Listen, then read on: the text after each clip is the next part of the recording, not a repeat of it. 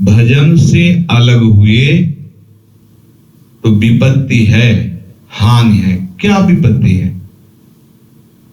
यही परमार्थ उपासक की विपत्ति है कि वो काम वासना में फंस जाता है। कामना वासना उसे पीड़ित करने लगती है। आप देखिए हृदय में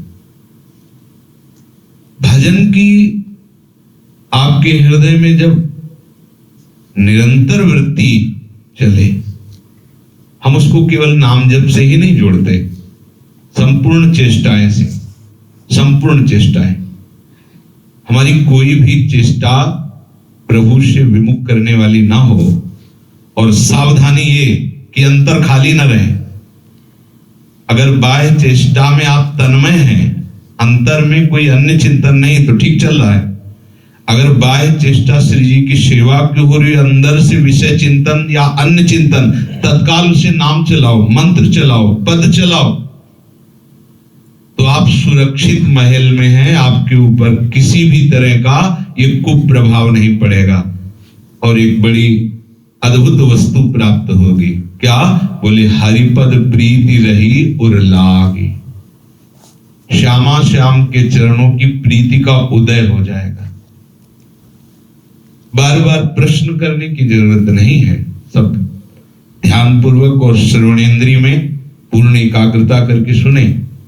ये काम, ये क्रोध, ये मोह, मद, मत्सर, ये ऐसे दिग्विजयी हैं कि इनको कोई परास्त नहीं कर सकता। ध्यान रखना, अगर कोई परास्त कर सकता है तो सिर्फ हरि या हरि आश्रित, बस, दूसरा कोई उपाय नहीं। आश्रित तभी माना जाएगा जब आश्रय दाता के सिवा अन्य कोई चिंतन न रह जाए। काम और क्रोध, मोह, मद, मत्सर, ये सब गए रसातल भाग। इनका पता ही नहीं लगेगा कि इनकी भी कोई सत्ता है। वास्तविक नासतो विद्यते भावना, भाव विद्यते सत्ता, इनकी सत्ता ही नहीं। पर आपने सत्ता दे रखी है। आप इस पर बहुत ही ममत्व किए हुए हैं। आप अपने शरीर के सुखों का ऐसा भाव किए हुए कि भगवत भाव का महत्व ही नहीं रह गया है।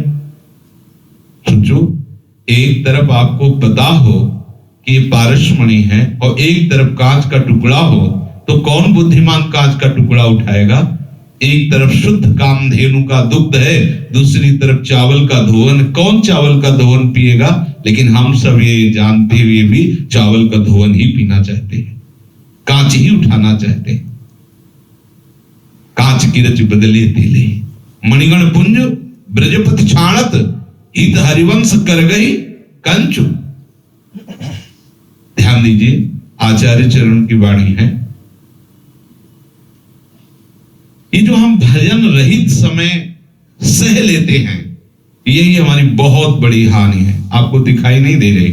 वो जब हानि का वृक्ष पूरा खड़ा हो जाता है, तब आपको लगता है कि हाय, अब क्या करें। पहले ही जब अंकुरण हुआ था, उसी समय आपको सावधान हो जाना था कि अंकुरण हुआ क्यों। खाली समय दिया ना।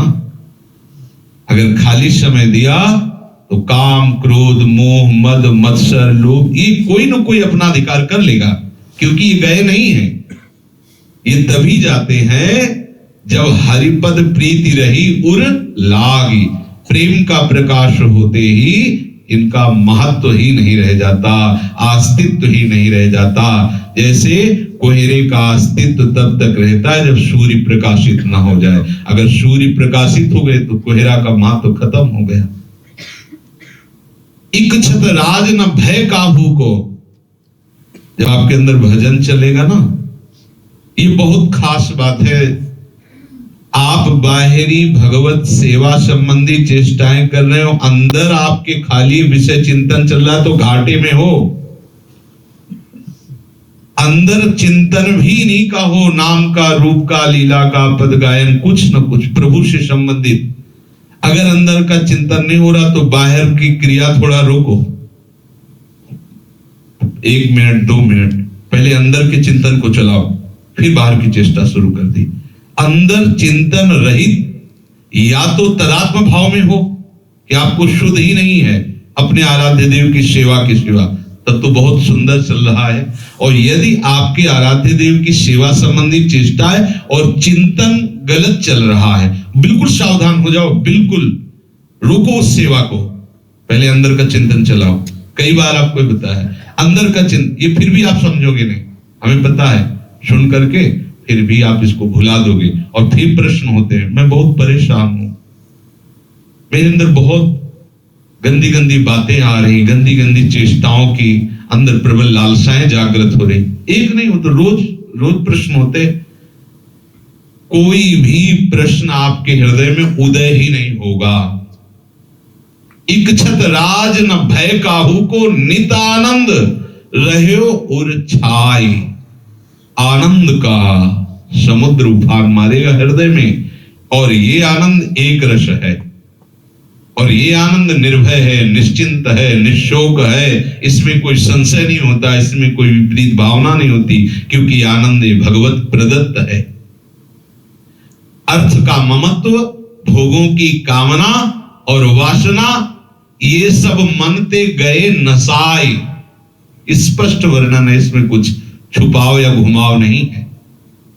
पर कब? जब भजन महलते निकषत नाहीन, हरिपद प्रीति रही उरलाल।